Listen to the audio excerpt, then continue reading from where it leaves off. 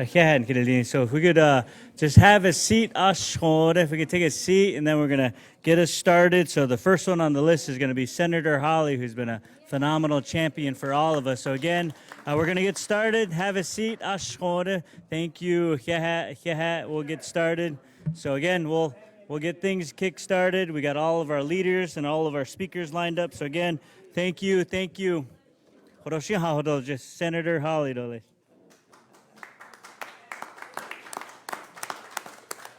Well, thank you, everybody, for being here. I'm going to defer my comments to the end. I just want to welcome everyone who is here, and particularly I want to welcome the advocates who are here from literally around the country, absolutely, right here. You know, standing just immediately to my right, to your left, are advocates from my home state of Missouri, from the St. Louis region, and one of them was just telling me, Don Chapman was just telling me that right here, I think it's important for us to understand this, right here represented in the room are people who have driven 37 hours to be here today. 37 hours, and they just had cancer treatments before they came here.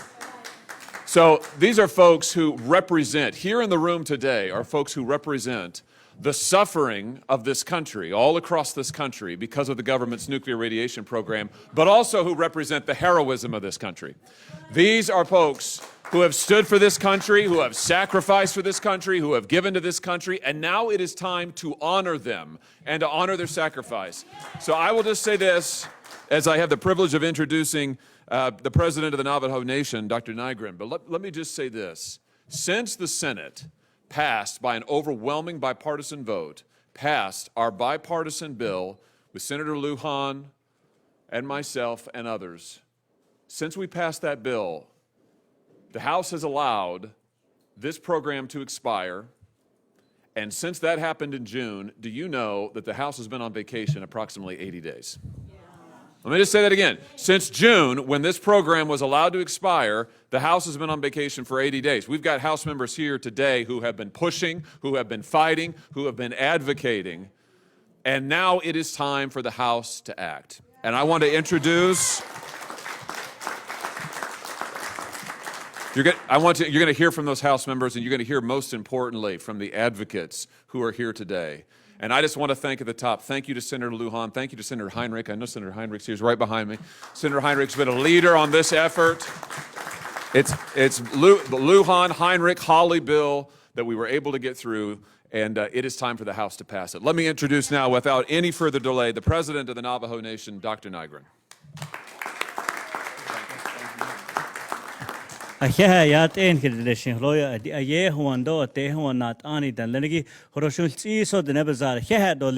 just want to say thank you so much to our senators and our representatives from all over the country that support giving what's due to our miners post-1971, for our relatives and our friends who gave some of them gave their lives, some of them are continuing to deal with some of the issues, whether it's respiratory, some of their children are having some of those challenges. So again, having the House pass this over the next several months is going to be exciting because it's needed, because as you crisscross the Navajo Nation, our friends and our relatives from the Hopi, the Zuni, and the different tribes and the Pueblos that are represented today, we're all affected because as Native nations, when we were told and when we signed our treaties, when they said, you know what, can you stand hand in hand with this country and make sure that when they're threatened, can you stand with them and help protect this country? We said yes. And so our miners back post-71 all the way to the 1990s, they went into those mines not knowing what they were going to go into, but they knew that it was for national security. They knew that it was going to keep this country safe, and they went into those mines not knowing what was going to happen to their bodies. But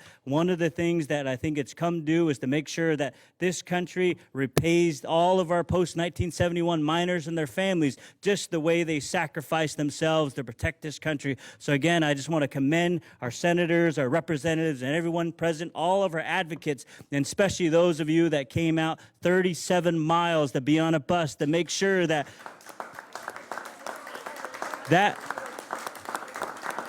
That same commitment, you can see it in our people in our native nations, that when there is work to be done, regardless if they've got their cancer treatment, regardless of what is doing to their bodies, they want to put themselves out there so that our people can be helped. So again, thank you to all the advocates that came out today, because you represent the strength of what this initiative means, is that post-71, let's get it passed, let's help our people, let's help our relatives. In return, this is a small token that we can do for their sacrifices for this country. So I just want to say thank you so much on behalf of the Navajo Nation, and I want to humbly introduce the Speaker of the Navajo Nation Council, Crystalline Curley.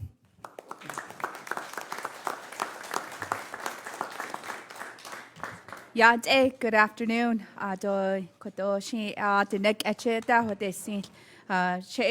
Curley Senja Kinishla, Headlini, Bushchin, Kia Ani, the Shiche, Doziltra, Kia Ani, the Chanela, what's Mado, Son and Ashley. I'm originally from a small community of Fish Point, Arizona, and serving as the Speaker of the Navajo Nation. So thank you to President Nygren for being here with us, and also want to thank Senator Ray Luján, Shiaj, and also want to thank you, Shama Kodo, Congresswoman Teresa Fernández, always a champion beside us, and also Congressman Gabe Vasquez, and also Delegate James Moylan, and also Senator Heinrich, so all of you, Senator Hawley, and the list goes on for many of our champions that are standing beside Indian country today, Navajo Nation, and we're here standing together as tribal nations from Laguna, Zuni, Hopi, and also the Navajo Nation. And I just want to briefly just say in our Navajo language to our relatives, thank you for making a long journey here to hear our voices. And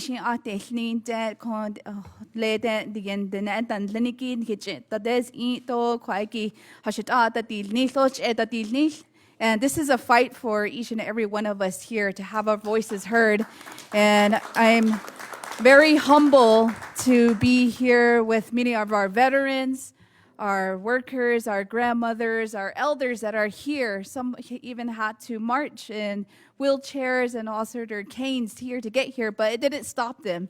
It didn't stop them today. So, and please, we want to hear on Congress here in the Capitol Hill today that this issue is very important to each and every one of us. And we may be only a few, but there's thousands at home that continue to deal with the impacts of uranium mining, and also with the abandoned uranium mines. So this is a national issue. We're not here to be talking about something so small or tribal issue, but this is nationwide. And we are here to cry out for the injustices that have been done on our people, and being able since the 1940s. And we're almost 100 years away from that, and we're still fighting, and we're still continuing to raise our voices that justice does need to be served, and that our miners need to be compensated.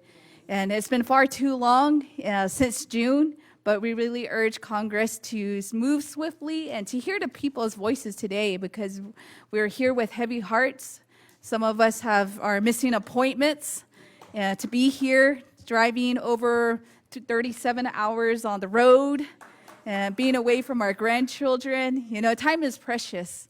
And for our Navajo people, we really want for us to be heard today, to pass REACA now. And in our Navajo language, and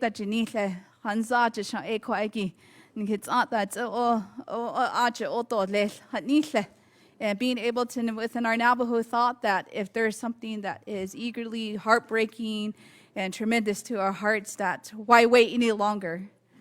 And today we are fighting that we have to be heard today, and to pass REACA, and for Speaker Johnson to bring it on the table, because these are the lives that we are standing up for today. So the Navajo people have demonstrated our patriotism through World War II.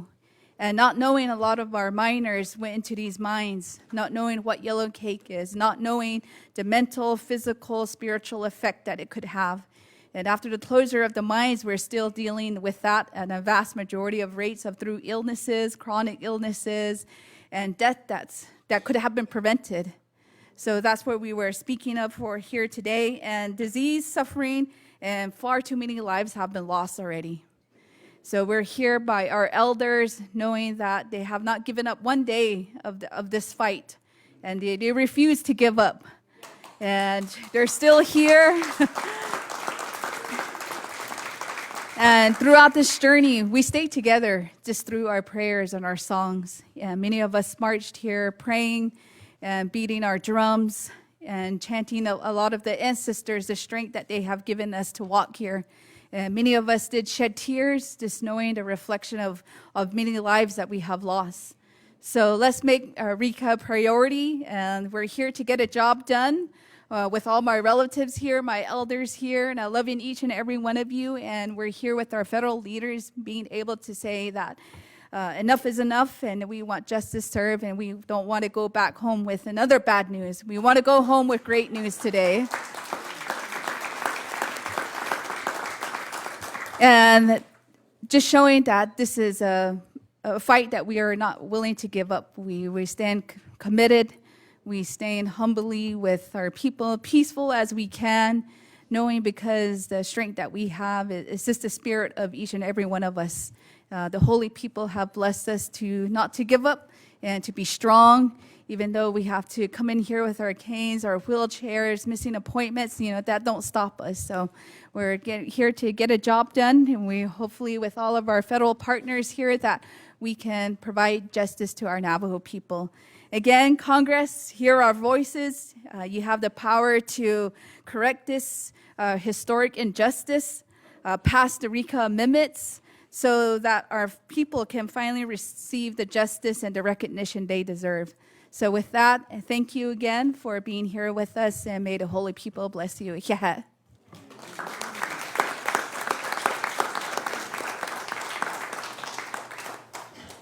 Good afternoon, everyone. My name is Ben Luján. I have the honor of serving the people of New Mexico in the United States Senate. And I want to just start off by saying that REACA has expired because of Speaker Johnson. It's been over 5 months since Senator Hawley and Senator Heinrich and Senator Crapo and I led the passage of bipartisan legislation to strengthen REACA with wide bipartisan support, 69 votes in the United States Senate. It's hard to get 51 votes in the United States Senate.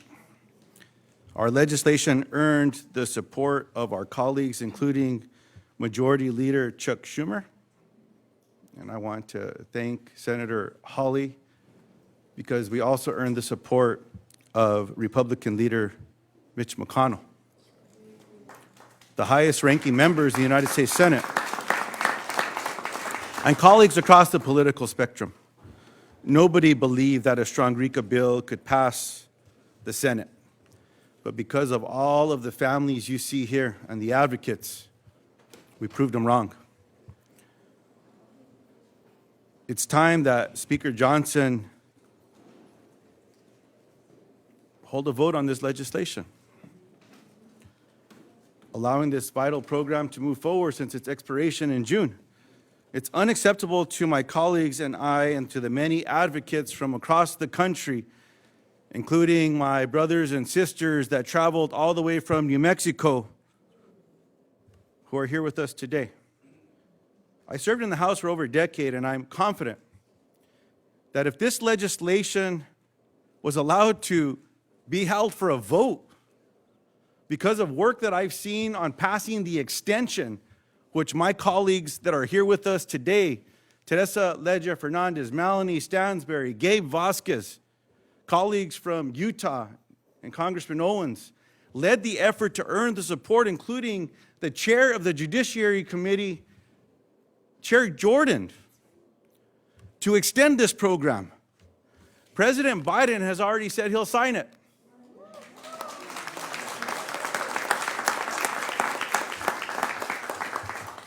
We need to get this done. I want to recognize the President of the Navajo Nation, the Speaker of the Navajo Nation, council delegates, brothers and sisters that are here with us today. I want to close with this because I believe in the power of prayer. And I want you to pray for Speaker Johnson, to give him the strength and the wisdom to allow this legislation to the House floor to be voted on and to work to earn Republican and Democratic votes to get this to the President of the United States. Is that something we can agree on?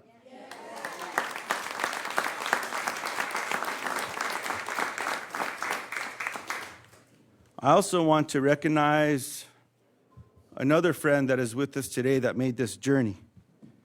And she has a photo with her. Amelia, if you could just hold that photo up.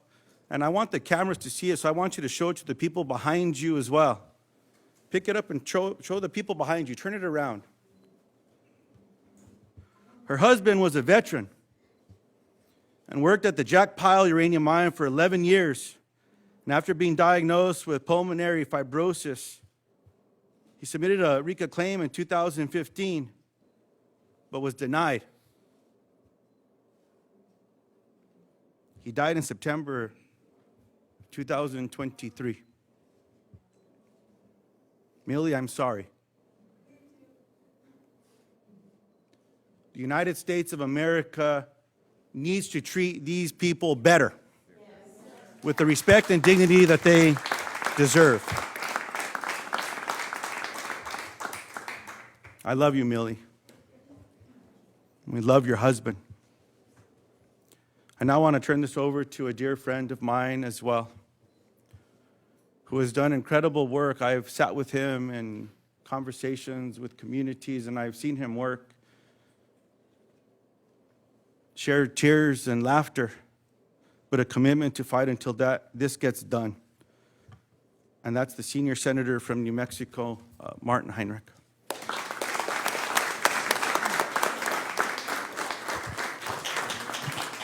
Thank you, Senator. And I want to say just what an incredible coalition that Senator Luján and Senator Hawley and the rest of us have been able to build to get this across the finish line, and that's what it takes. Folks, we're here because this is about justice. It's about justice for the downwinders. It's about justice for the post-71 miners. It's about justice for your constituents who were exposed to improperly stored nuclear materials. My dad was an atomic veteran. He was very proud of that time in his life when he was exposed to 2 above-ground nuclear detonations. And when I was growing up, I didn't really think a lot about it, and then it caught up with him in his later years. But at least he could rely on his government at the VA to take care of him in those years.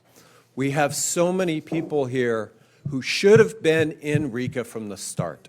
And that's what the legislation that all of these representatives and senators and advocates have put together is about. It's about justice, and it's about taking care of all the folks who looked out for our country and did the right thing for our country. I want to thank the advocates who are here today. I want to thank Fred Valle from Acoma Pueblo, who's joining us, and everyone who took a 37-hour bus ride to get here, who are missing out on doctor's appointments and time with grandkids and all of the other things that matter in life, to raise up their stories. Because at the end of the day, it is going to be your stories that are going to motivate our colleagues and the Speaker of the House of Representatives to put this legislation on the floor where it will pass.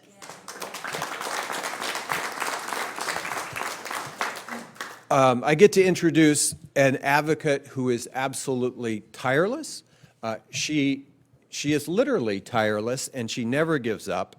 Congresswoman Teresa Fernández.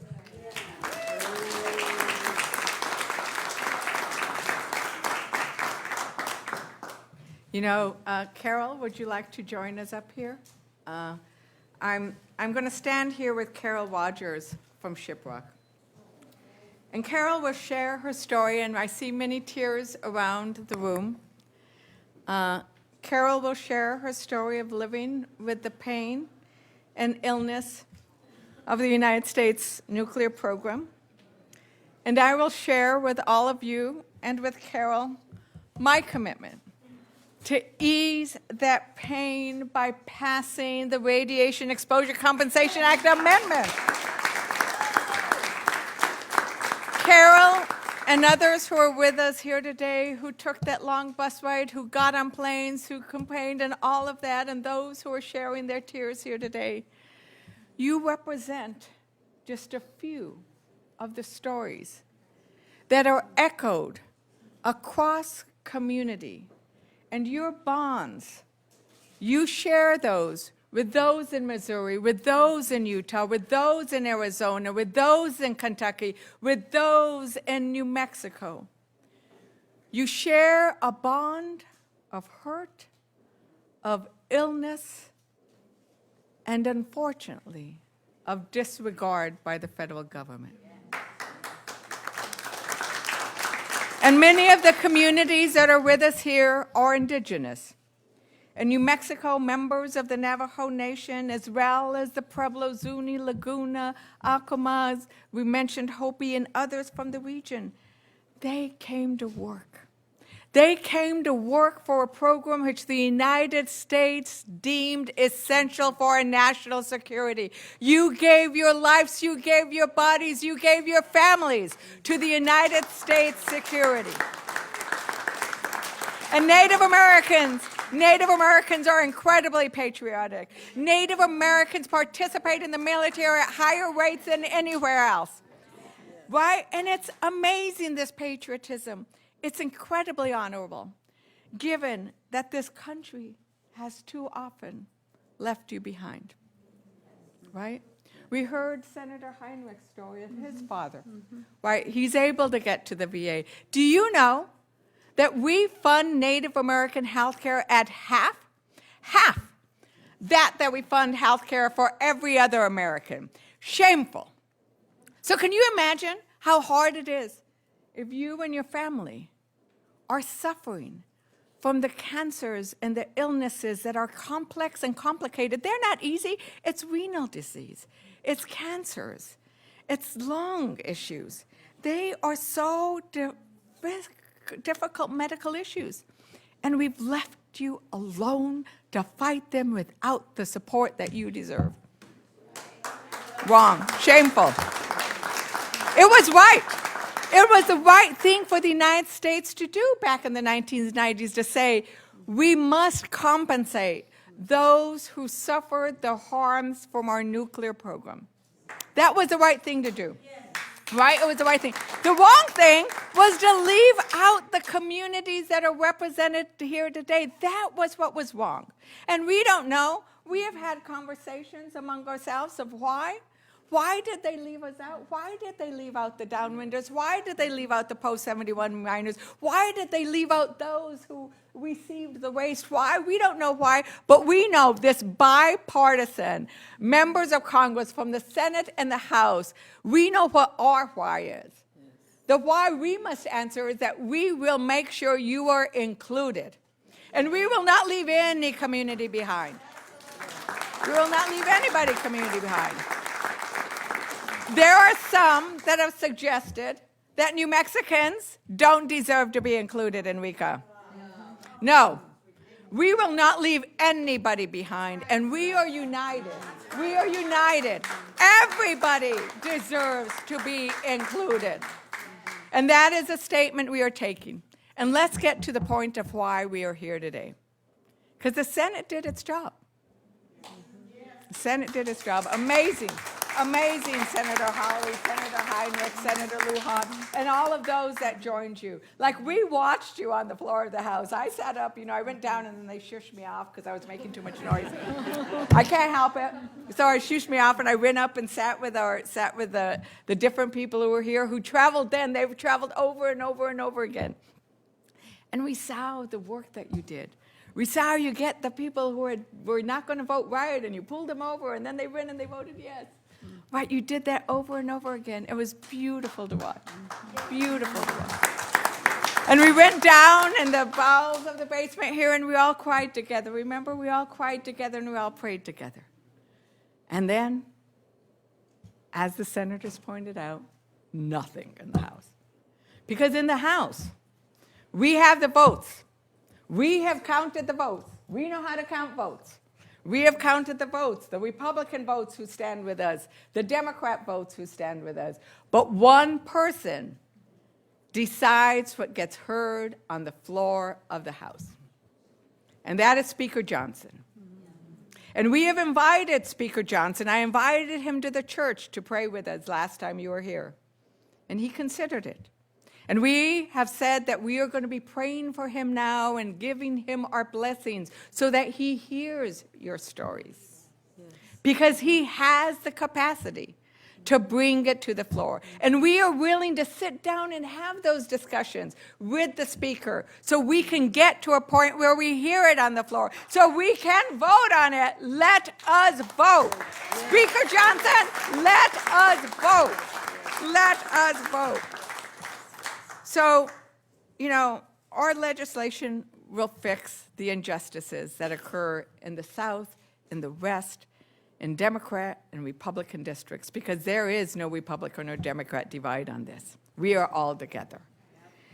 And I want to just ask Herald to say a few words. Okay. And I want to, when you hear her story, listen with your heart and know that there are families all across this nation who share similar stories. You have just a few words, Carol.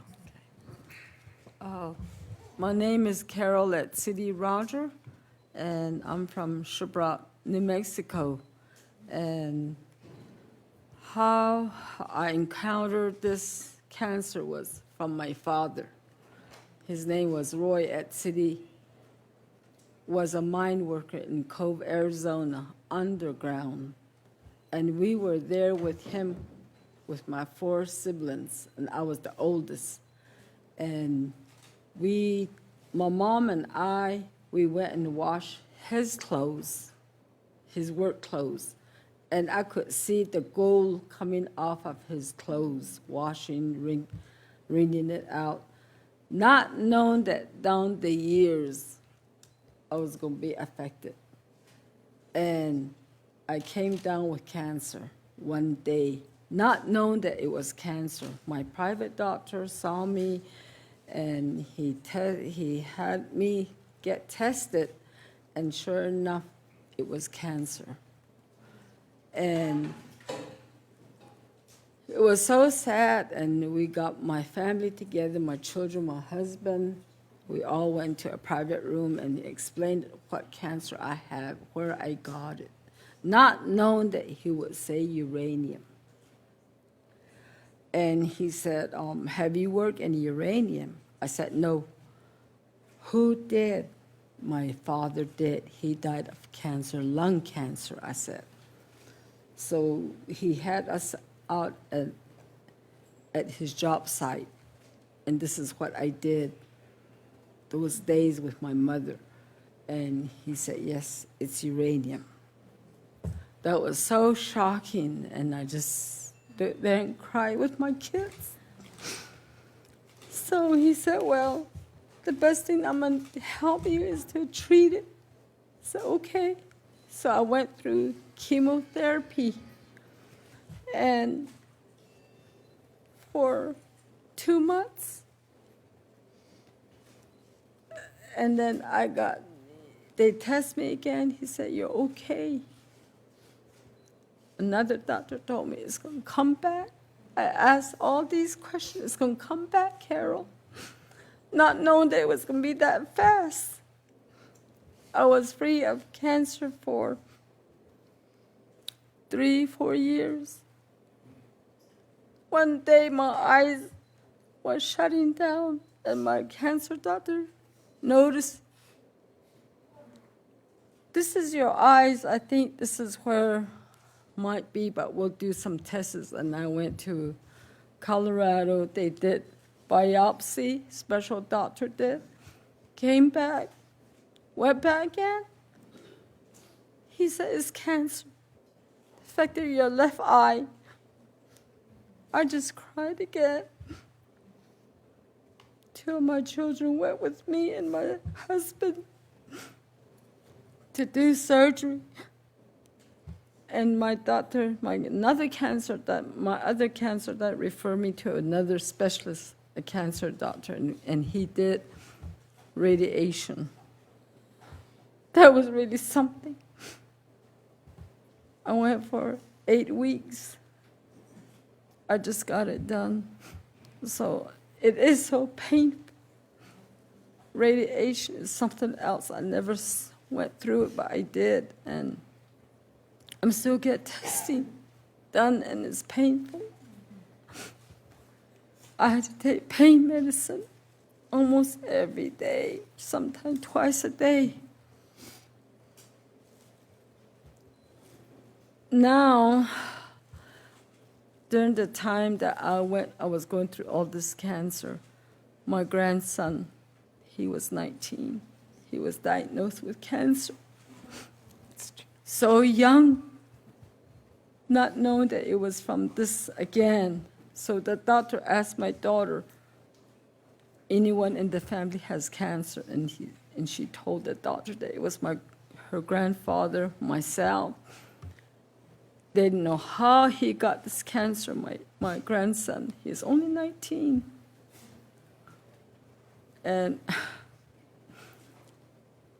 it was so sad. And so he went through treatment again.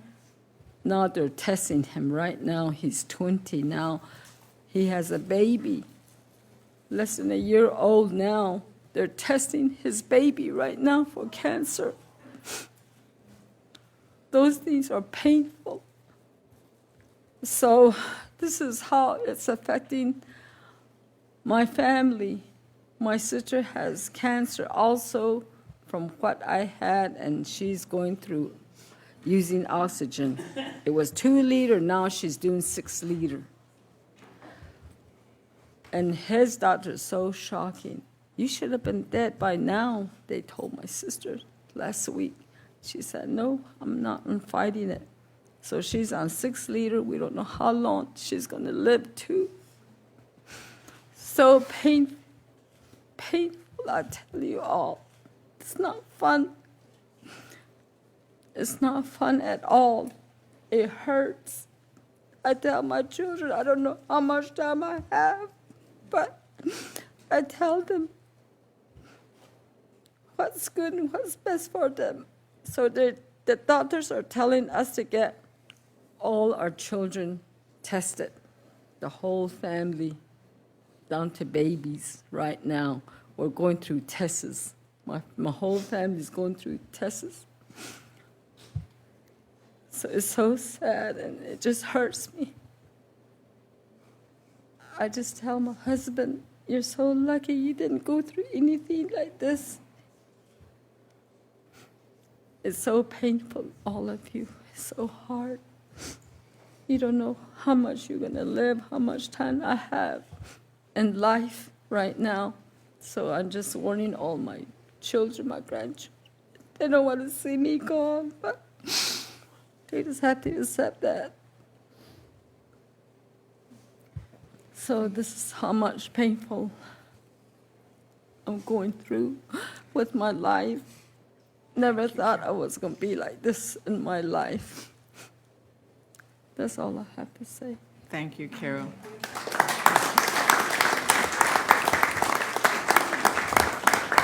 It's intergenerational, but we can do something about it. So I'd like to now recognize Representative Melanie Stansbury. You know, Melanie, Gabe, and I from New Mexico, we will never give up on this, and we are thankful for the work we were able to do with all of our colleagues. Representative Stansbury represents many areas that also her constituents suffer through this, and she's just been a tireless advocate on this issue. Representative Stansbury. Thank you.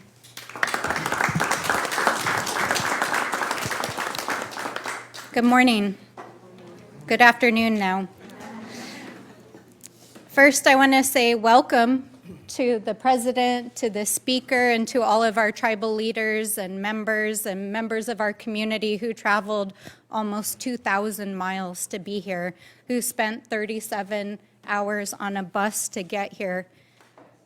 People who are living with the pain, living with the cancers, living with the diseases that were caused by the U.S. government's efforts to win these wars and to carry out these efforts should not have to get on a bus and travel across the country to get justice. We have the votes.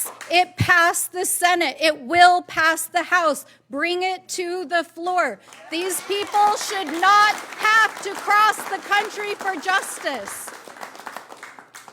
I want to share with you all that I was born in San Juan County, and I've shared my story in different ways in different places, but there's a piece of my story that I've never shared publicly, which is my mother, when I was conceived and in my early childhood, was actually a worker at the San Juan power plant in Kirtland. And she actually was poisoned by some of the releases that happened at the power plant. And as a result of that, ended up having to have a series of surgeries as a result. And so my mother left the power plant and she took a job working for the Navajo Nation, working for social services, doing services for the blind. And so my mother, when I was a baby, used to travel across the Navajo Nation and take maybe some of your relatives in this room to go grocery shopping, to their doctor's appointments, and would listen to the stories of the people. And so I grew up with the stories of the families who were harmed by radiation and by mining. The district that I represent now in Albuquerque and the 10 counties south are the heart of our nation's nuclear program. As veterans, as people who serve in the military, our people are proud of their service to this nation and in support of the United States' ability to lead the world and our country, obviously.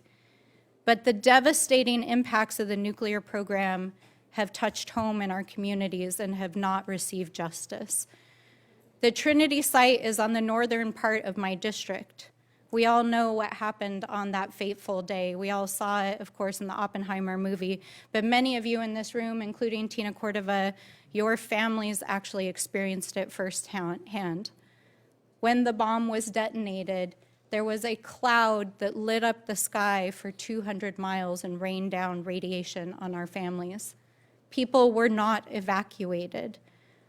In the coming days, people's animals died, the water was contaminated, the soil was contaminated, and those people have still to this day never received an apology, have never received compensation, have never received support for medical expenses, and have never received acknowledgement that for generations they have given their bodies and their lives for this country because that is where that bomb was tested. Our people need justice. Our senators have done their job on a bipartisan basis. Our House members have done their job on a bipartisan basis. Our people should not have to cross the country or an ocean, because we did the same to islands across this world as well in order to get justice. So I want to say thank you to all of our leaders, to our family members. We will not stop until this bill passes. We will take your voices, we will take your prayers, we will take your energy, we will take your stories, and we will make sure that Speaker Johnson brings this bill to the floor, that we get a vote on this bill, that we get justice for our people, and that we not only reauthorize but expand REACA and do right by our communities. Because history is watching, and it's our responsibility to make sure that it gets done. So, with that, I will turn it to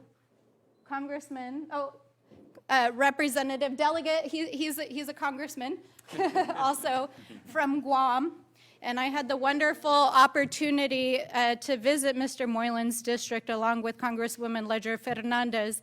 And I just want to share briefly, not only was Guam the home of much of the nuclear waste and the legacy of our military actions, on that trip, we also went to the Marianas Islands and Marshall Islands.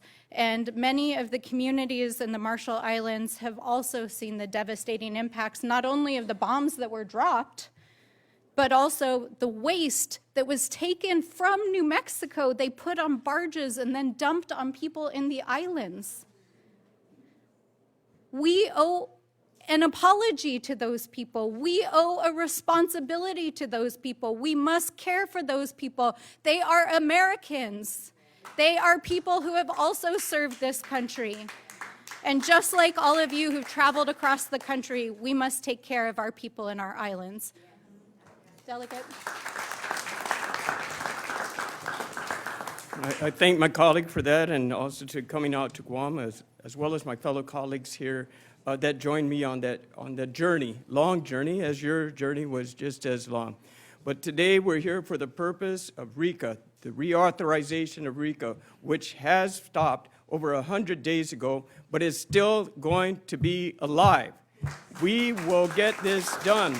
You came here, hours and hours of drive, and we've had our colleagues from Guam come on out the last time as well and cross the date line, and it's from Ocean to Conus and back. This is how much devastation that was done, but especially for back on Guam with the downwinders. And I'm really humbled and very thankful and filled with prayer and gratitude for you coming out here today as well, to once again tell the House and tell the Senate how much this is needed. We need to do the right thing. The reauthorization includes all of us, like we're standing here before you today. And my colleagues in the House, I want to thank Senator Teresa Ledger Fernández for allowing me to be a co-lead, showing the Republican and Democrat coming together in the House to speak to our chairman, our speaker, Mike Johnson as well, and he is open to this conversation, and it is continuing to happen with the leadership from Senator Hawley as well, and his communication with the Speaker Johnson too. This has gone on too long. Too many of us has suffered. My friends, my family is on Guam.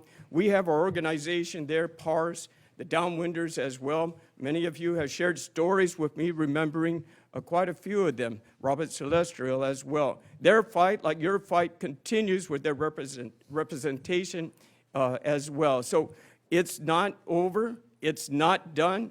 We will have a vote on the floor, and this is what we are committed to do, to see this move forward, because it's the right thing to do. It's the right thing to do for all Americans who have suffered from this tragedy. I want to say God bless you. We will continue the fight. We will have the vote. Next, I want to introduce my good colleague, Representative Vasquez, as well for his statements. Thank you.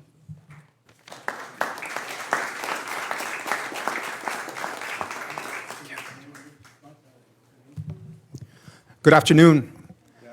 Buenas tardes. My name is Gabe Vasquez, and I'm so proud to represent the 2nd Congressional District of New Mexico. It's a district bigger than the state of Pennsylvania, but that has suffered even more from the impacts of nuclear testing. As my colleague Melanie Stansbury mentioned earlier, it was about 3 a.m. when the sun rose in New Mexico, in southern New Mexico. And it wasn't the sunrises that we were used to seeing. It was the Trinity test site. And so for too many decades, New Mexicans have suffered generational impacts while being gaslighted by folks for having intergenerational disease, cancer, gastrointestinal issues, tumors, so much more, and say, well, it's not possible that 3 generations down, you could still have those impacts. Well, let's ask Tina Cordova who heads the Downwinders in southern New Mexico. And let's ask all the families who have suffered the generational impacts of this disease that has been caused by the U.S. government and has never been compensated by the U.S. government. And they will tell you another story. So we have to reauthorize REACA to deliver justice to these communities, not just in southern New Mexico, but as we see in a bipartisan effort in Republican districts, in places like Guam, we have to make things right. That is one of our jobs as representatives. Because I can tell you that the people that are standing up here, that are fighting for this, We don't represent the government. We represent the people.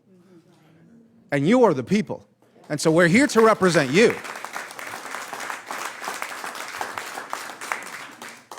And so it was that sunrise on that early morning that was launched from White Sands Missile Range in my district that saw homes shaking, windows being blown out, livestock dying just a matter of weeks after that.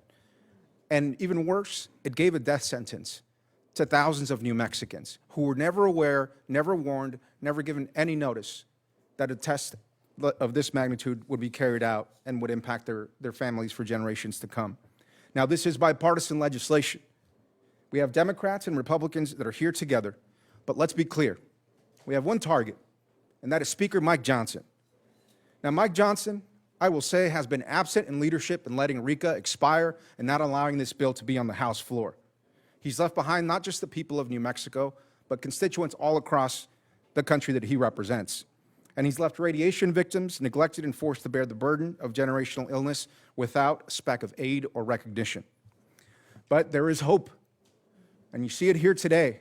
I'd like to think that all of our prayers, all of our dreams for the future generations, and the work that you all are doing here today to show us how important this issue is going to turn into legislation.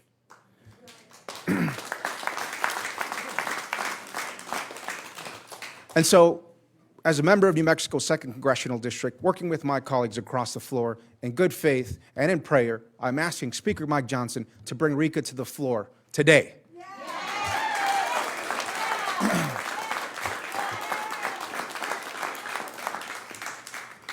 To close us out today, and again, I want to thank everybody that has made the long journey, and I was so glad to be able to send you all off on your journey from Albuquerque before you got here. So thank you for that.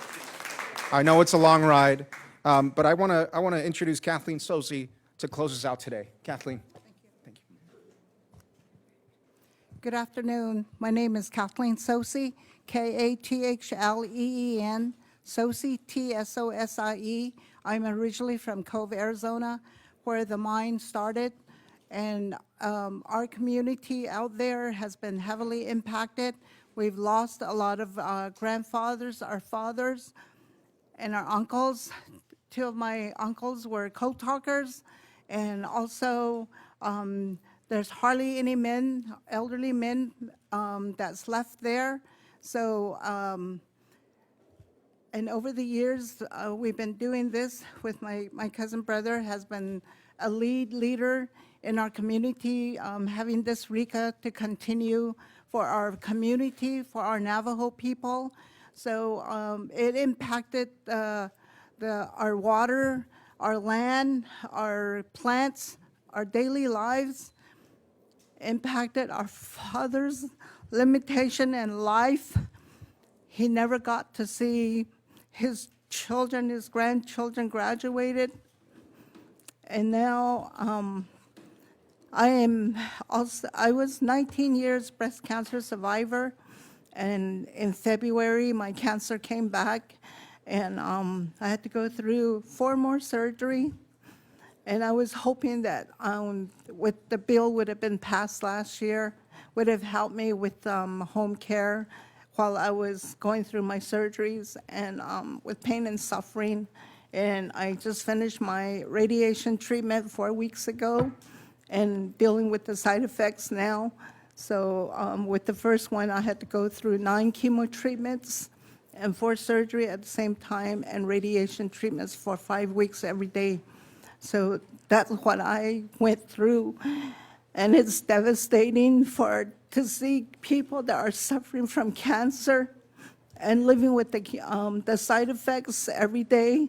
Like right now, I'm told to take a pill for the next 5 years, which has some side effects to it. So, and also coming here again, I've been coming here for over years and years. In '98, I was able to lobby with the Congress and without no appointments because I was doing my internship with the Department of Treasury at the time. So there's a lot of those lobbying on my own and with the help of Dr. Douglas Berge from Boston University and we were able to establish a book and present those books to the congressman at the time. So, and now the other thing that we're not here, we're just not here. These people are cancer survivors and they've lost their family members. So they're not just normal people, I would say. And we're all cancer survivors from downwinders. So it's, yes, we did ride 37 hours of bus, and I even fell off the seat. And luckily, Lily had to pull me out. So those were some of the experiences that we had to encounter, and we have to help the elders also. And also the veterans, like Leslie Begay here, and also we have other veterans that we have honored with our language. That's how we are still standing here. And without our language, the United States would not have survived. My grandson and my nephews, they were in the military. Right now, my grandson is serving somewhere we don't know, and we have to continue to pray for my grandson because he said that, Grandma, we can't tell you where we're at. So please, Speaker Johnson, have that compassion in your heart. Consider our voices to be heard on the floor, and let it be passed for the post-71 former uranium miners and the downwinders. I'm pleading with you, the House of Representatives. So please, to this day, you know, we pray for you. We're all one. We're all one people. We're not separate people. So please help us pass this bill. Thank you, and God bless you all.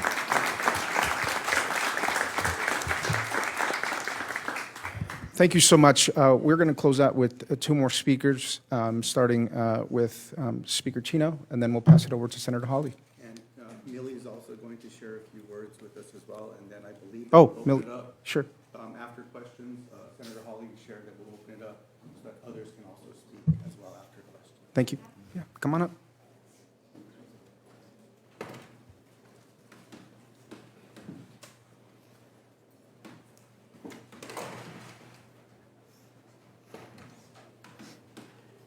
Guazi. Hello, I'm Mildred Chino from the Laguna Pueblo, New Mexico, MILDREDCHINO.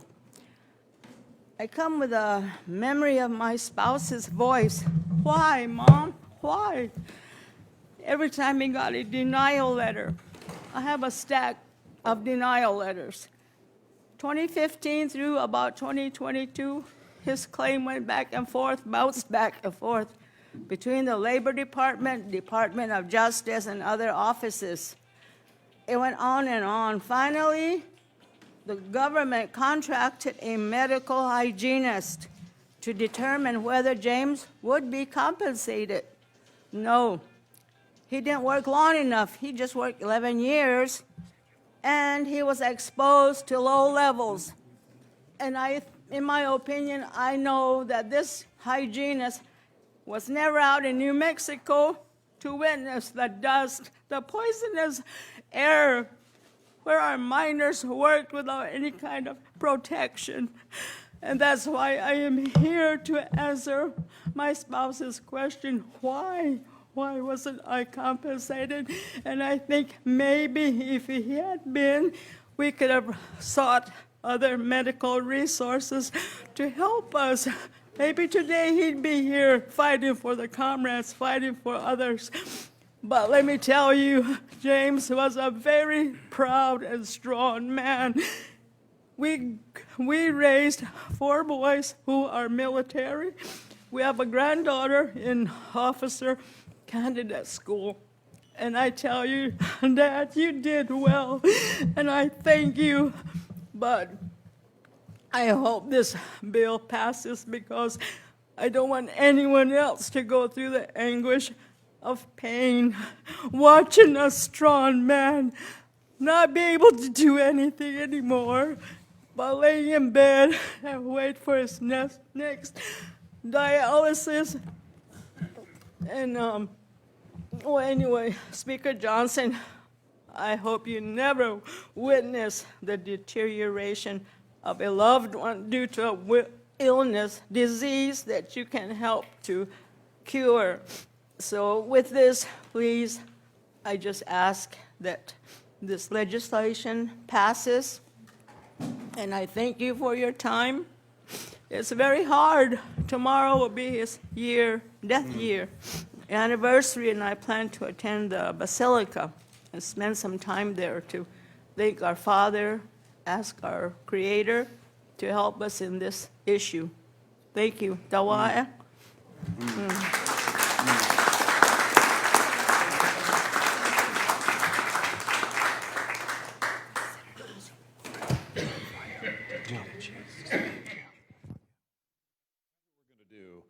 We have a number of other advocates who need to speak, who've traveled long ways, including Don Chapman from Missouri. So here's what we're going to do. I'm going to let Don say a few words, and then we're going to answer your questions. And then we're going to open the microphone and allow Fred and others who are here who want to tell their stories to tell their stories. So Don, if you would come to the microphone, and then we will answer your questions, members of the press. We're happy to do that. And then I want to allow every advocate who wants to speak the opportunity to speak. Don.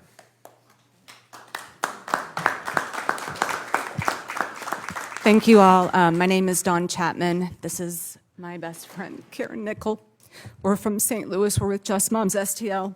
I'm not going to be nice because that was heartbreaking and that was horrific to expect anybody who is under cancer treatment to go 37 hours on a bus to beg for something that should have been given to them that passed the Senate is horrific. It's horrible. And yes, I loved that Senator Luján said pray, because that's what I'm trying to do.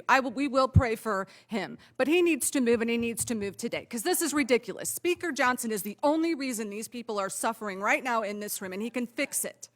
There are a lot of things in this world that you cannot fix. This one can be fixed. This one can pass. And you just heard today that the votes are there. And I got to tell you something else. And this is a message to the Utah delegation who has passed tried to get several other REACA bills. Do not split us up. You are not splitting this group up. We are not picking and choosing amongst us whose kids die and whose kids get helped. How dare anybody? My kid is sick. How dare anybody expect me to let somebody else's kid die? That is dangling hope in front of us. We will not have it. This room is united. These communities are united. We are one family, and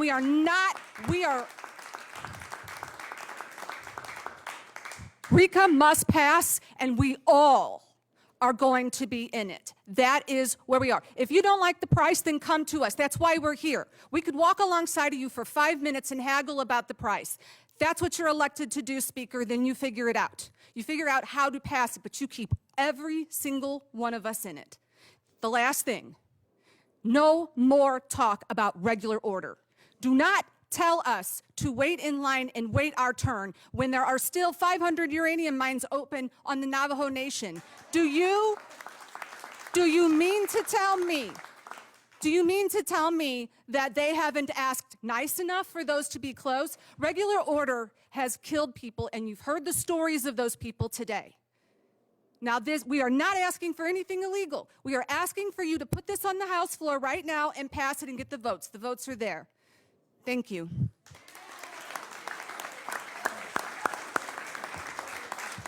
Members of the press, we're happy now to take your questions. And when that's over, again, I want to emphasize, we're going to open the microphone to Fred and then to every advocate who is here, who has traveled innumerable miles together. Who knows, if we added all up the miles in this room, it would be thousands and thousands and thousands that you've traveled.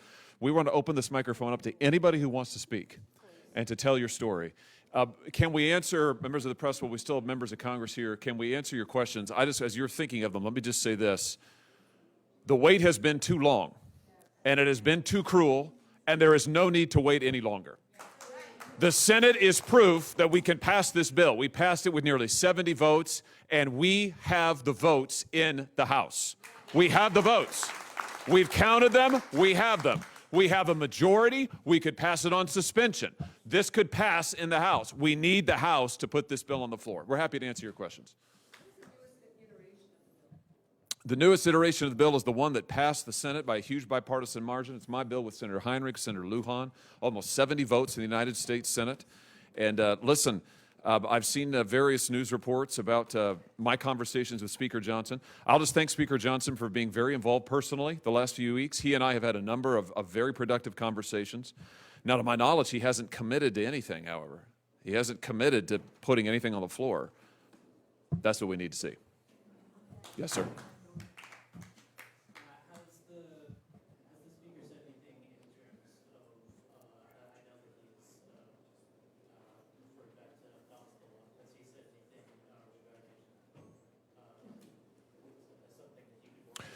Listen, I think the question's about costs.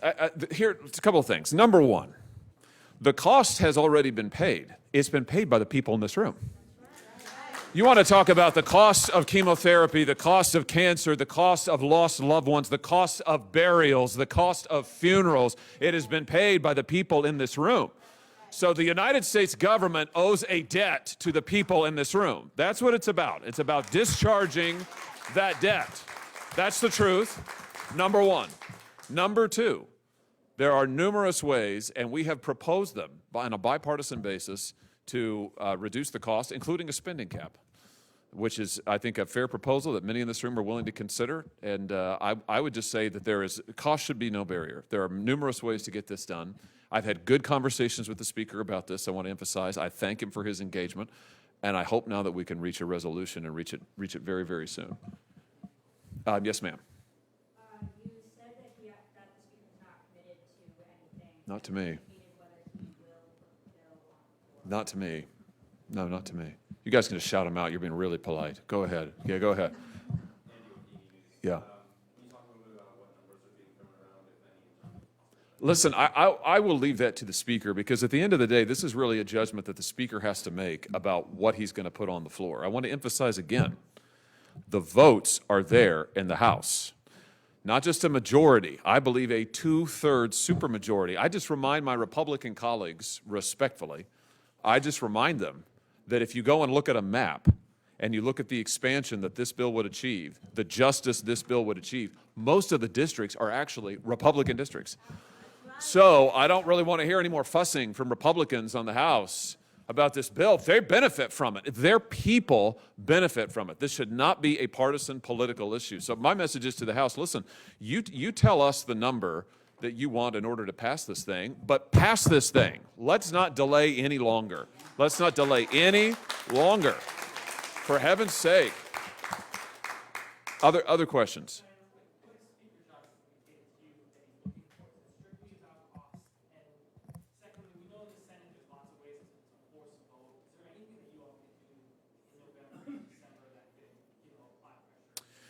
Well, listen, the Senate has passed this not once but twice, and in fact, we first passed the first iteration of my bill with Senator Luján, Senator Heinrich. We passed it over a year ago. We passed it in July 2023, and as I look across tonight in this room this afternoon, many of the people who are here now stood with us in July 2023 when we passed this bill.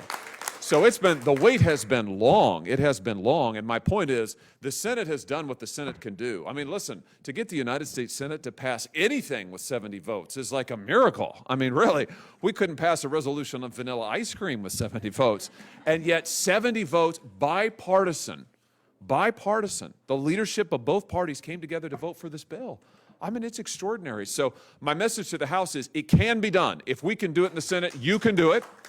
Number one. Number two, we've got the votes in the House. So again, I thank the speaker for his engagement. I thank him for getting personally involved in this. I have appreciated it. I know that people here in the room have appreciated it. And he'll have to make a judgment about when he'll put something on the floor. I hope it's very soon. You know, I can't speak to that, but it's a good question to ask him. It's a good question to ask him. Yes, ma'am. Catherine. Is there anything in the works for longer-term past 2-year extension that you're thinking about or working on? Well, listen, I think that this is the solution that we have offered, the bipartisan bill that we have written, is the solution here long term. I mean, this is, and listen, I want to say this. There will no doubt be, as there has been since 1990, what's happened since 1990 is we've found that the government's nuclear program was broader than we thought. We found the radiation was broader than we thought. And we learned that communities that should have been included the first time never were. So there will doubtless be, in the future, as we learn more, we'll probably find that, oh, there was more nuclear waste disposed of or improperly disposed of than we thought. But my point is, this bill is it's a strong bill. It is a comprehensive bill. And, you know, there's no need to wait for something else. It's passed the Senate twice. Let's get this done. We don't have time for any more questions. Right now, you have to. I've got to go vote. Sorry. However, the advocate, I'd like to invite up, is Fred still here? Fred, I want to invite you next. Do you want to speak? Yeah. All right. I'm going to invite Fred to speak now, veteran of this country. And there are other advocates in the room who need to tell their stories. This mic is going to be here, and open members of the press will be here. Thank you to every person who is here speaking and witnessing. Thank you. Thank you. We love you. You're the reason why we are at this stage. We're the reason why. Would you join me in welcoming Fred to the podium? Yeah, thank you.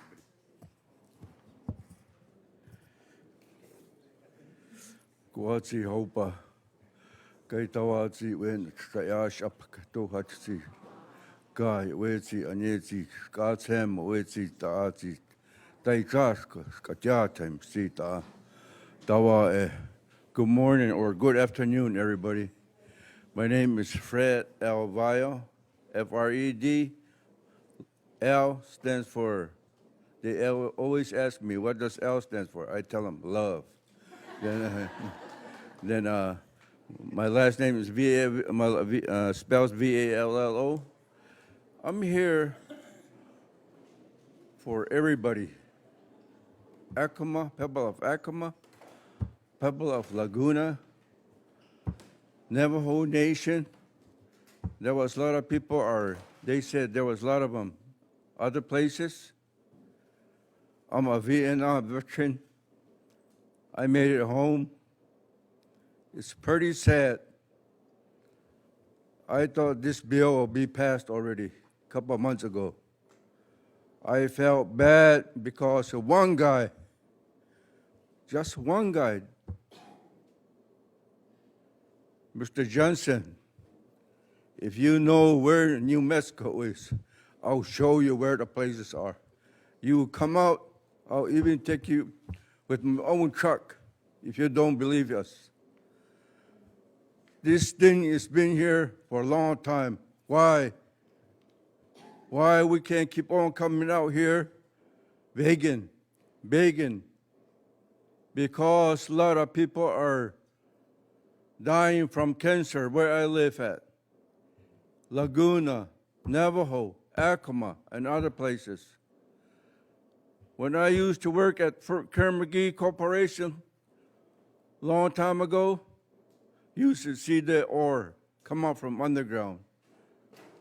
At the mines, there was different companies, Kerr-McGee, United Nuclear, Home State, Church Rock, Jack Pile.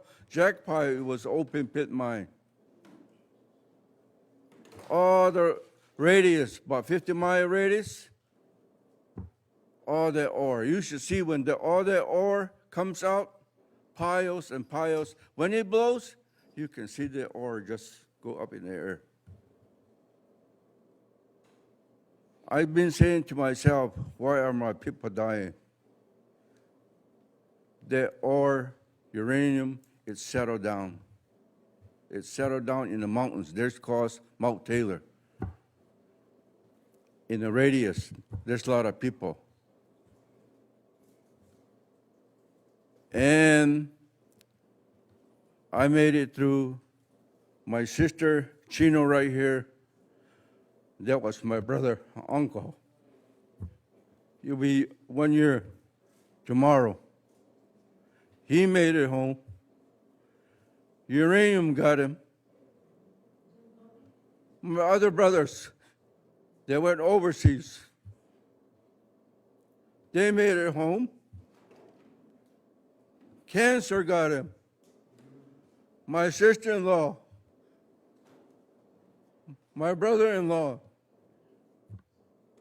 my sister Colleen, stand up, honey. My wife,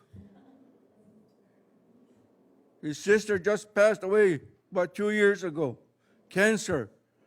Every time I ask somebody, what happened? Was he sick? Yeah, cancer, cancer. That's all they tell me is cancer. That's why they say cancer. So this bill could have been passed already a couple of months ago. Just that one guy. I wish I knew him. I tell him to his face, I'm not scared to anybody. I learned it from someplace. I learned it from when I was in the service. Not to be scared. I went through surgery myself. Prostate cancer, colon cancer. I'm barely surviving. This bill won't bring our people back, our relatives, our cousins. It's for our kids. It's for our people. It's for our grandkids. Everyone. Please pass this bill so we don't have to come back again and beg you again. That's all I'm going to say. I can say more and more. I can stand up here and say a lot of stuff. But God bless all of you. I want you people that rode the bus, stand up.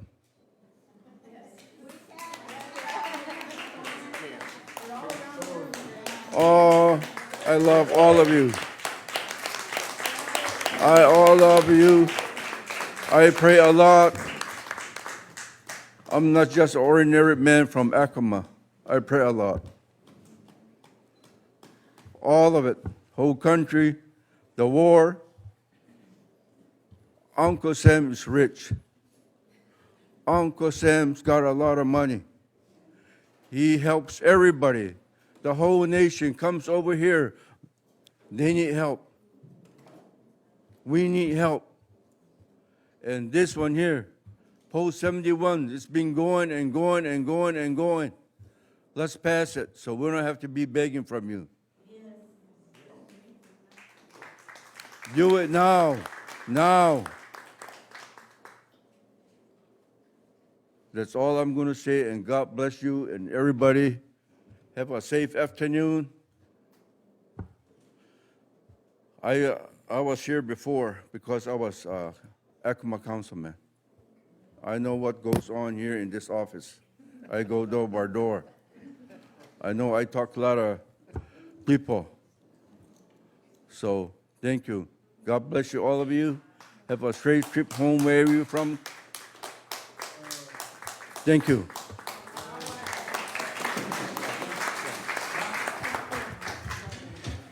Good afternoon, everybody. My name is Phil Harrison, P-H-I-L, X-A-R-R-I-S-O-N. And I want to thank members of Congress and our nomination president, Speaker Curley, and all of you, our brothers and sisters from the Native American side. Thank you for being here. I'm a former uranium worker. I work as I was 18 years old when I was given the shovel to work with my father. I want to show my father here. He was 43 years old. 43 years old, and he died from lung cancer. And I used to work with him underground. My siblings has asked me, how was Dad? How was he like? What did he used to say to you? What did he used to say about us What did he used to eat? What was his favorite food? Those are the questions that are still being asked these days. And I was also a remediation worker, but let me go back a while. I was given the shovel. I was told to just clear the tracks, grease the fan, help the driller. There was never a time where somebody said that this is dangerous work for you, young man. Don't drink that water in there. Don't do this. Wear this thing. Going to work with our street shoes. In extreme conditions, dark, just a lamp and a helmet and a light pack. 8 hours a day in the mine, drinking that contaminated water like you go to a water fountain. There'll be cans right there, fruit cans.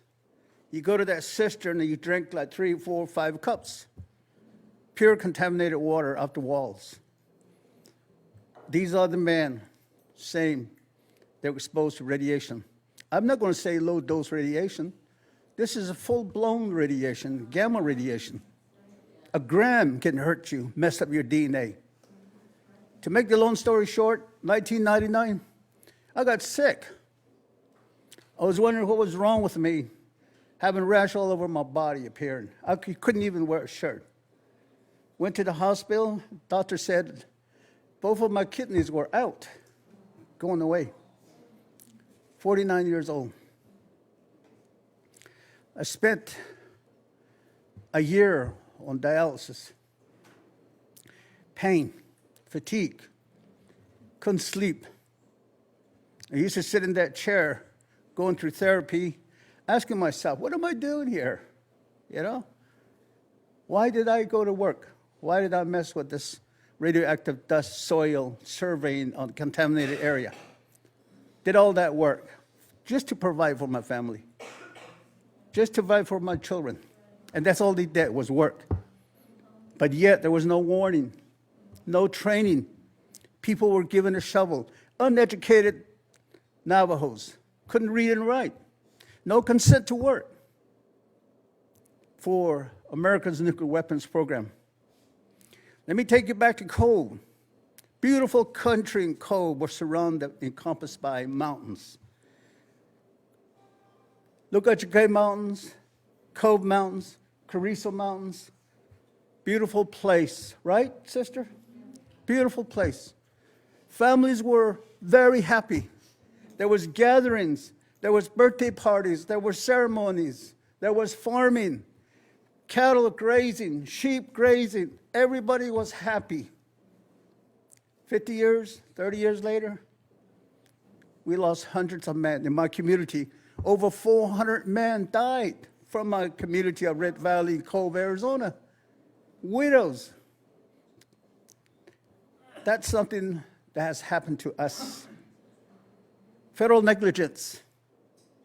Federal negligence for greed. When we worked on that law in 1990, we kept saying, this is injustice. We came back, 2000, brought another amendment, injustice. But at least that was passed. We submitted another amendment in 2009. To this day, that has not been passed yet. I've seen men now at home, dirt floor, no sanitation facilities, people hardly breathing. They're on oxygen 24/7. That's what we have now. That's what we have being a patient advocate. Post-71 minors, I have like 50 files. They went through screening.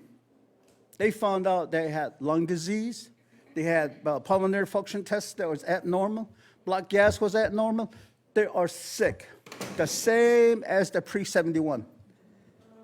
They're all, some of them already died. Believe me, this is what's happening. When I called Mike Johnson's office, I introduced myself, who I was, and I said, I've been an advocate for 45 years. Believe me, I said, I know how this program is running. I know Department of Justice. I know Department of Labor and what they're doing. It's not going to cost that much. When you have a claims office, not everybody's going to come out with a check. You have to be dying. Navajo people says, don't file the claim. You know what? You're going to die in 3 months if you get a check. Said, don't file the claim. People are beginning to talk like that. But little that we know that for us that are advocates, we want that justice. We want that recognition. This work was done for national security to create America's nuclear weapons program. I told Senator Gosar, I'm an Arizona boy. What? Yeah, I'm an Arizona boy. Let me tell you one thing, Senator. Did you know that we were the first responders to national security? We were the first responders. Bringing that element, service has been rendered. We brought the element through hardship. And now we build up that nuclear weapons, $60 billion a year guarding that, and we didn't get nothing. We don't get nothing. This is something that's with everybody. I get calls every day. Now what happened? What did Congress say? What's going on? I'm getting texts right now. How's everything going? People are waiting. And yet we lost hundreds of miners, including Jack Palm miners. So we're all on this together. I am outraged. Living with one kidney, I've been taking care of myself. I have side effects. I went through 4 surgeries the last 2 years. I don't know when I'll be dying to see St. Peter's. I don't know what's going to happen next month, 2 months from now. But while I'm still here with you, I'd like to ask Speaker Johnson to pass this REACA. As a leader, you have that responsibility. You got to have empathy. You have to recognize what your people are going through, what they're suffering from. My brother here, Leslie, a Vietnam veteran, served his country. I enlisted, served my country. We lost a lot of veterans, like survival. We went there and served. But why they're mistreating us? We're not being recognized. We should get this bill passed as they're working for us. We don't know what's going on in Washington. All I know is somebody's getting investigated. Somebody's meddling with the government. But Washington needs to wake up so they can earn the respect that we're supposed to give. But hopefully, maybe tomorrow, this bill might pass. Senate Bill 3853. We had a lot to do drafting this bill. So with that, thank you very much for your attention. Thank you.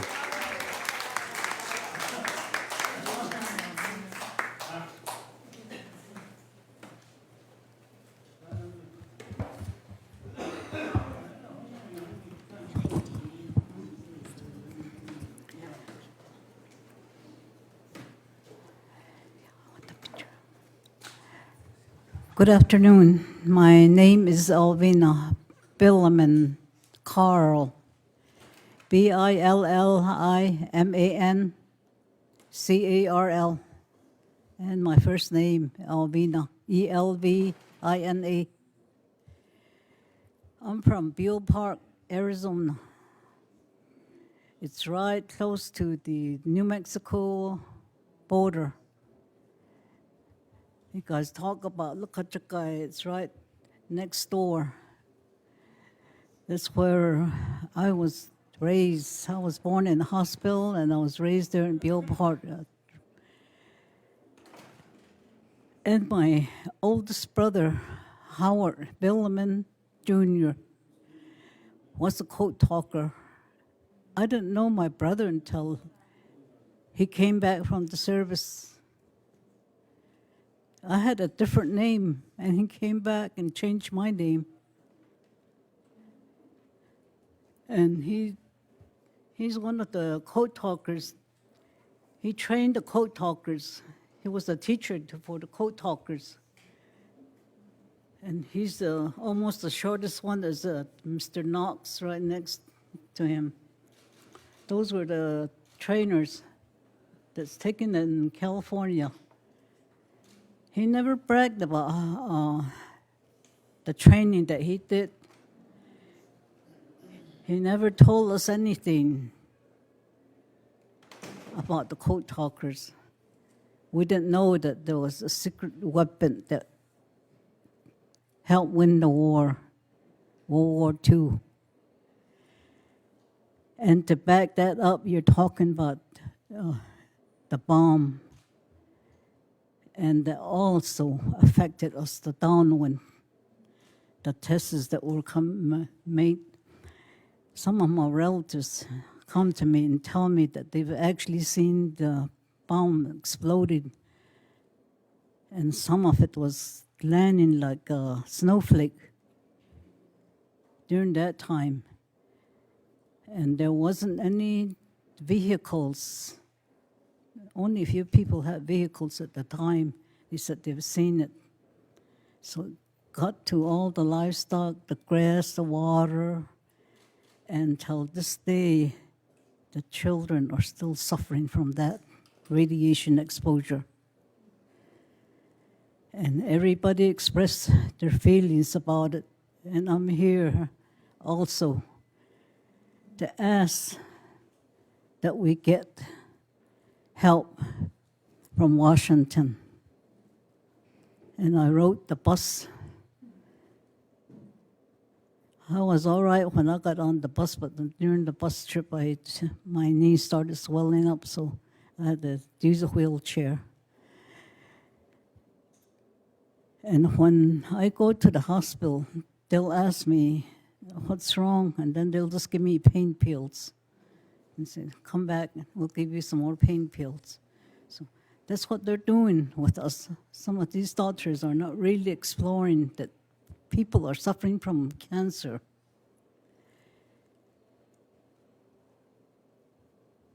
The main issue, I guess, here is cancer, radiation exposure.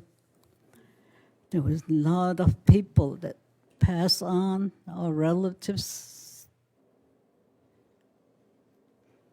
and it's sad to lose relatives.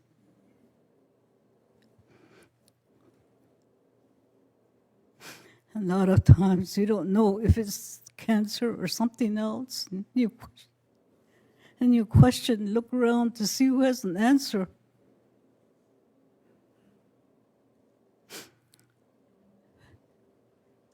But we need help getting this bill passed. And I hope the House of Representatives, the Speaker Johnson, can get it on the floor and pass it. What's wrong with it?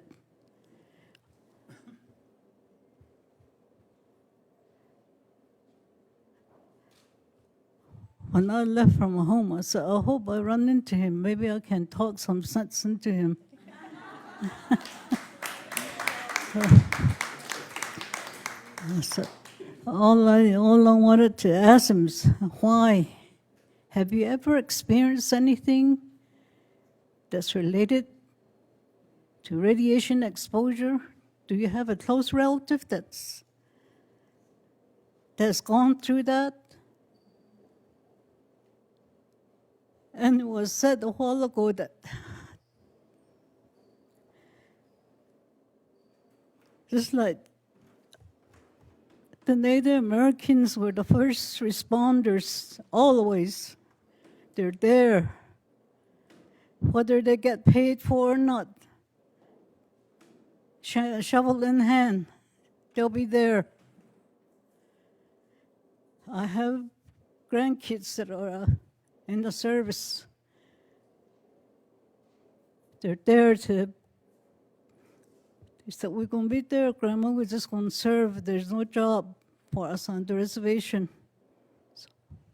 So they're out there. And it's hard to deal with it.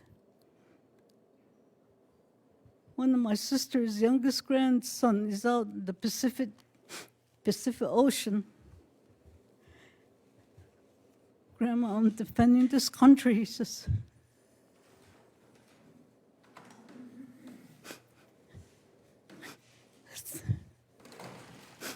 And I'm 83 years old, and I hope I'm still around when this bill passes.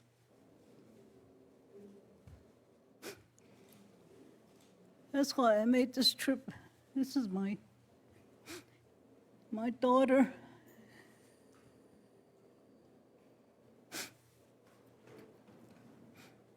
court talker that I was talking about, that's his father, her father. And there are several girls and one boy that are still surviving.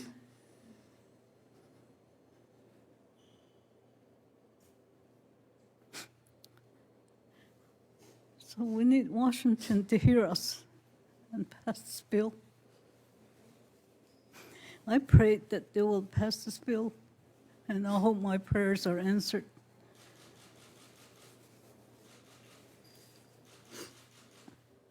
I don't want to have you sit here and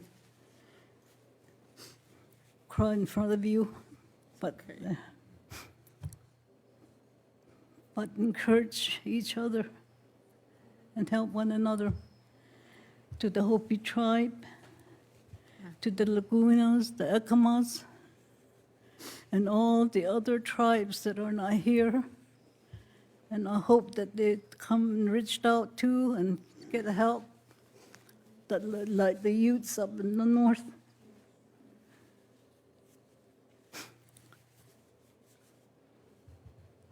So I'm going to make it short. I used to talk to a lot of people when I was under situation working, and I would talk forever, so I don't want to do that, so I'll make this short. Too late. Thank you very much for listening to me. I hope the REACA passes. REACA pass. This way. I'll go this way. Sit down for There's never been an easy day doing this work. Never been an easy day for us. But the good thing about this for us is that we have come to know and love each other and respect each other so much out of doing this work. If I have not told you all how much I love and respect you, please let me tell you now. We have never asked our government for a handout. For those of you who are here today, understand we were the first to step up and serve. We went into the mines without protective gear. We lived adjacent to bomb sites, and we've been dying ever since. I'm here representing the downwinders, which basically is tens of thousands of people who live all across the American West in Guam. We're the people that our government never warned or before or afterwards. And we're the people who've been dying ever since. I'm the fourth generation in my family to have cancer since 1945, and I brought along a picture of my niece, who's now the fifth generation in my family. Right? My family's not unique. This is the story of all the families. We've heard it today, all the families. For the press and the people who don't understand this, we didn't say, load up on the bus if you're a cancer survivor. That's not what we said. We didn't say, load up on the bus if your family's been suffering for 79 years. We didn't say that. We just said, if you're brave enough to come and stand and ask for the justice that we so deserve and that we should have so long ago received, sign up and come.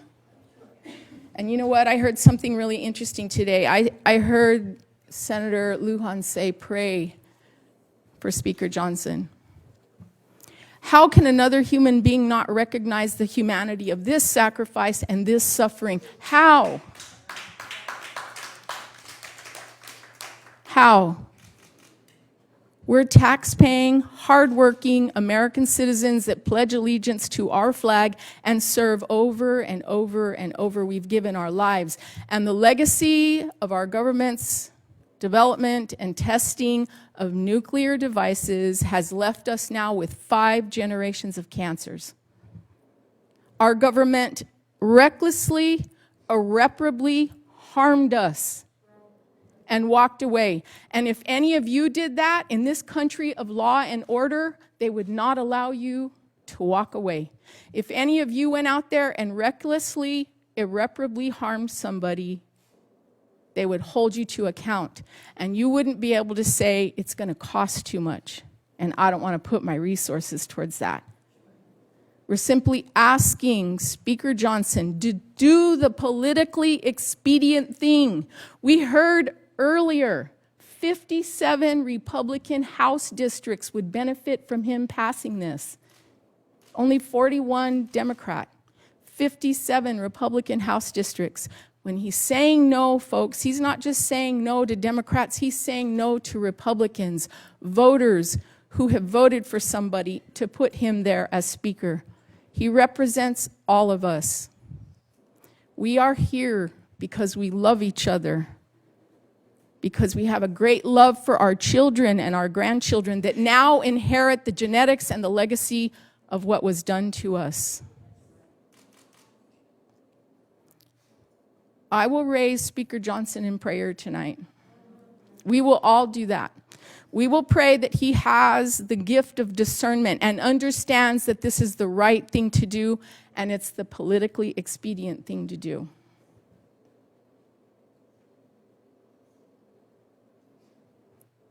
I am so grateful to be able to share this time and this space with all of you.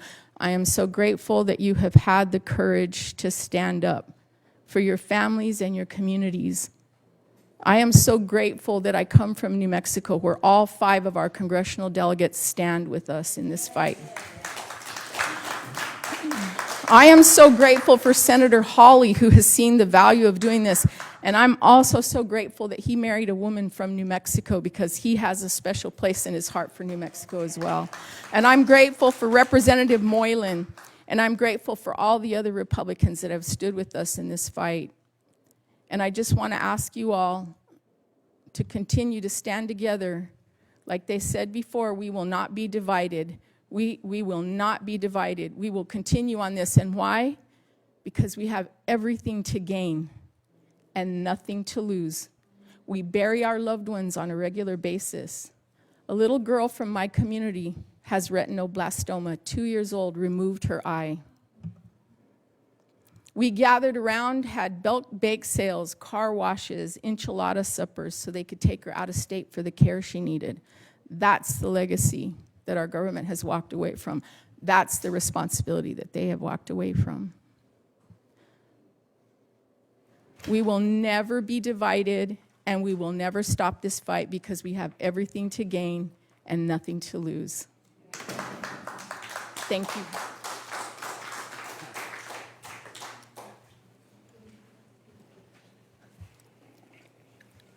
Good afternoon, everybody, all my families and back home, and the people that knows about uranium and the condition, what it can do to you. We have never been, told how serious these things were. But, as I came back from military, and then my mom, my dad, and my sister were working at this Kermit. So I joined them. I have joined them, and I started working there for 8 years. And then we all got laid off. They didn't even tell us that we were going to get laid off. We just got laid off. We weren't even being warned here. So we couldn't even retrieve our, our equipment or our personal belongings from the bottom. But we just have left it like that, and everybody, just then it had no income, not whatsoever. It wasn't what had happened here. A lot of my friends turned out drinking.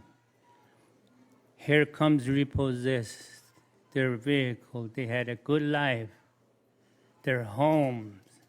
So they turned into drinking, and a lot of them drink themselves to death.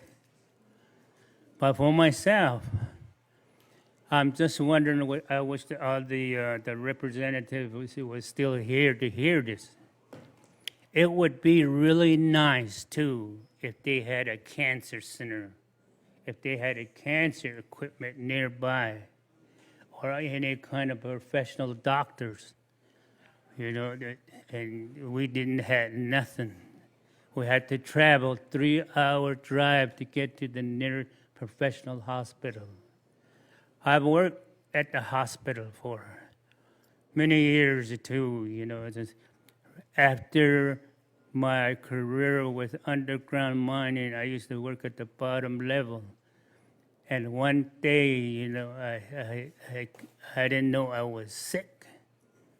My granddaughter came back from school, and I was working outside, welding two pieces of metal together for, you know, my kids to put it in back of the ATV to backfill all these potholes.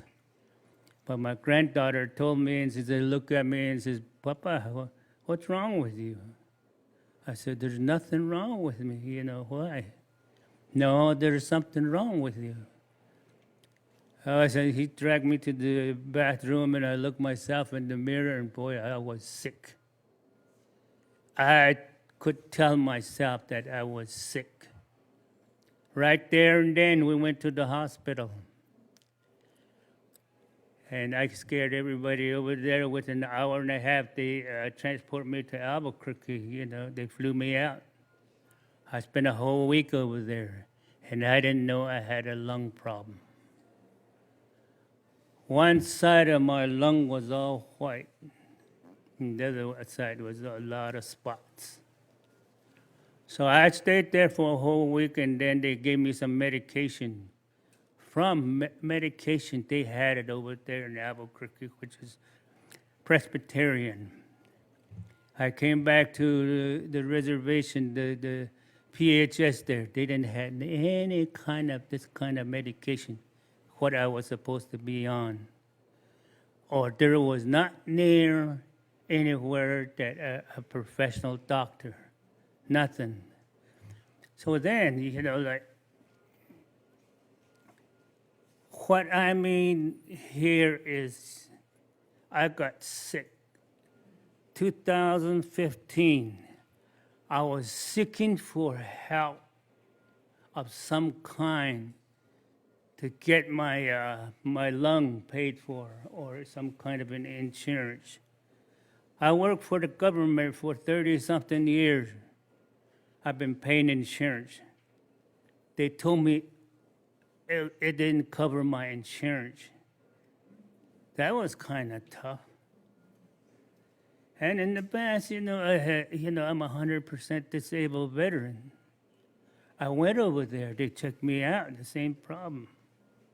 They told me I was about at 200 pounds. They told me you gotta be 170 pounds to get on the list. So I started working on this, and I got down to about 175 pounds, and I went back, and the doctor got mad at me.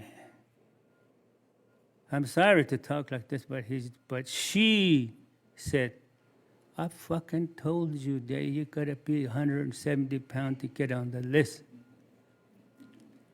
I could not get, I couldn't talk, That time I was still really quiet about a lot of stuff. I keep going back, they said, you gotta lose this much. I started seeking help with the tribe, the PHS. I mean, I have run out of all resources here.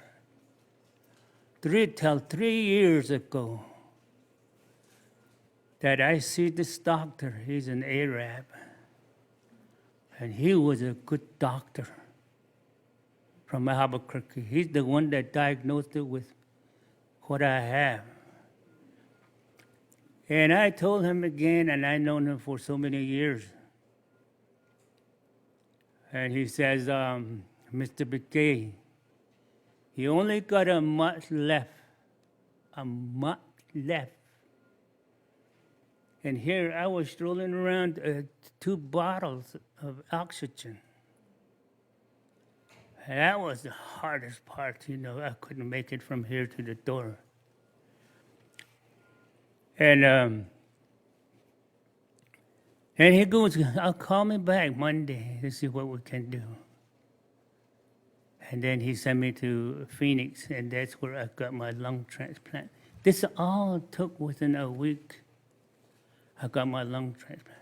Another Arabian, or that kind of Indian. There was a lady and a man doctor again. They helped me out. I didn't know who was paying for it. I've been seeking help. I was seeking help for money or something like that. As I was told I only had a month left, I came home. And I guess all my kids, my relatives have found out of how much time I got left.